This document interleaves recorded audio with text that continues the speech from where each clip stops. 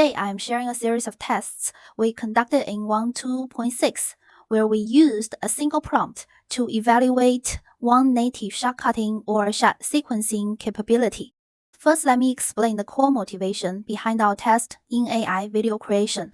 Within a sequence of shots, what matters most to us is character consistency, scene consistency, and logical, coherent transitions between shots, so the audience stays immersed and doesn't get pulled out of the story. With this in mind, we tested whether a model like WAN2.6, which supports native multi-shot generation, can effectively fulfill the kinds of shot editing needs we routinely have in real-world production. This was our first test of food video. Here is the complete prompt I entered. Its structure closely mirrors how we write film scripts in practice. It starts with a scene description, followed by individual shot descriptions written in natural conversational language, essentially a shot list with each shot specifying what happens within it. The shot script goes like this. First, an extreme close-up of cocoa beans, followed by a close-up of molten chocolate, then a close-up of a mixer, and next, a medium shotty blast of a cake, rapidly rising inside an oven. Finally, two more close-ups, one of powdered sugar being dusted, and another of a spoon scooping into the cake. Let's look at WAN2.6 first output. We simply fed this entire prompt into the model and observed how faithfully it followed the instructions.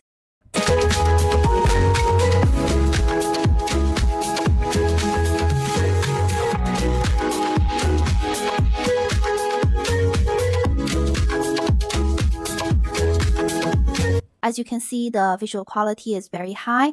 Let's walk through it together, comparing it directly to the original prompt. First, the cocoa beans, then the molten chocolate. Next, we see the mixer. Then, in a time-lapse shot, the cake expands it, even added one or two transitional shots on its own. Then, the powdered sugar being dusted, and finally, a spoon scooping into the chocolate mixture. Clearly, it followed the overall shot script almost perfectly and automatically rendered everything with a cinematic film-grade visual quality. That was our first case. After seeing this result, we were thrilled, and we wondered, when applied to other visual styles, can WAN2.6 also respect the inherent shot-cutting rhythm of that style? Next, we tried a hand-drawn animation. The story within 15 seconds. A secret agent cat receives an envelope marked Top Secret, carries it across the city, arrives at a hotel, and hands it to the doorman. Take a look at the result ending with a reaction shot of the doorman. Let's see one direct output. First, the envelope labeled Top Secret. The cat picks it up, then runs through the city and arrives at the hotel. The cat hands the envelope to the doorman, followed by a reaction shot of the doorman.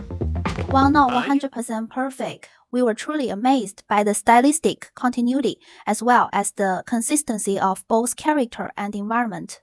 Even the pink envelope was rendered faithfully throughout. That's extremely impressive. And beyond hand-drawn animation, it also learned the shot-cutting language of other styles remarkably well. For example, we also tested a classic anime running sequence from Japanese animation. A character runs, shown through a rapid series of close-ups, starting with their sneakers, then blurred background shots, hand close-ups, facial expressions, and finally pulling back into a wide shot of the entire city. This is a very iconic shot sequence. Now, let's look at WAN2.6 direct output. Here we see the hand reaching out, followed by a facial close-up, then arriving in the city, and finally pulling back to an extreme wide shot. We think the result is excellent and genuinely surprising. This leads us to believe that with even more precise prompt descriptions, the output could align almost exactly with your creative vision. After this live session, we will share all our prompts with you and look forward to exchanging ideas. Next, we tested another common cinematic pattern frequently used in superhero films when introducing a character, a sequence of extreme close-ups on body, parts and feet, a close-up of their weapon, followed by an eye close-up that pulls back to fully reveal the character. We wanted to see if WAN2.6 could generate this classic character intro sequence directly in a 15-cent clip. Here is my full prompt describing a cyberpunk mech agent. Let's see the result. Hand close-up, foot close-up, then a shot of his gear followed by a facial close-up and finally a pullback to reveal the character in his environment. The shot cutting language feels very natural, so I'd say it handled this character intro sequence extremely well. We also tried a horror movie trailer strings 15 or 30 seconds length, aligning perfectly with how we typically imagine film trailers or commercials. So we asked, can we use WAN2.6 to directly generate a horror movie trailer?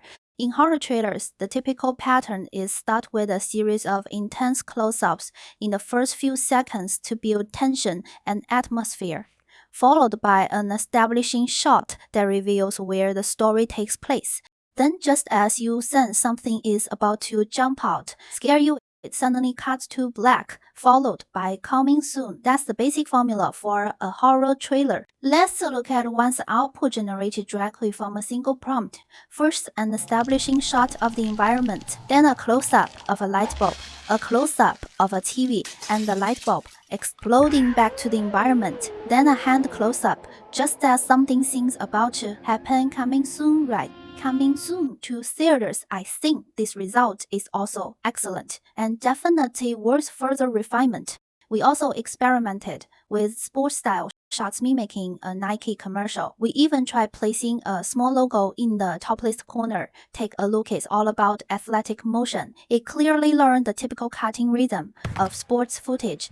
Foot close-up player, pre-firing, shoot camera follows the ball, swishing through the hoop. Cut to a wide shot of the crowd cheering, very textbook. We also tried a pixel art, game-style, character intro, specifically an introduction to the 4 heroes from Journey to the West. Again, generated directly from a single prompt. It starts with San Wukong, then Zhi Baqi, followed by She Wujun, then Tripitaka. Finally, a heroic group shot of all 4 together. In other words, as long as your description is clear enough, it can generally deliver exactly what you described. Of course, sometimes you might still need to re-roll. We also ran a test based on the filmic shot Simon Lee just mentioned, one with a retro live-action look featuring film grain and a vintage aesthetic. We used this style in a shot sequence that begins with an extreme close-up of a cola bottle, then a close-up of a hand holding a cigarette, then pulls out from the shadow of a figure in the mirror to reveal the character, introducing them through visual mystery. It ends with a profile close-up of the character.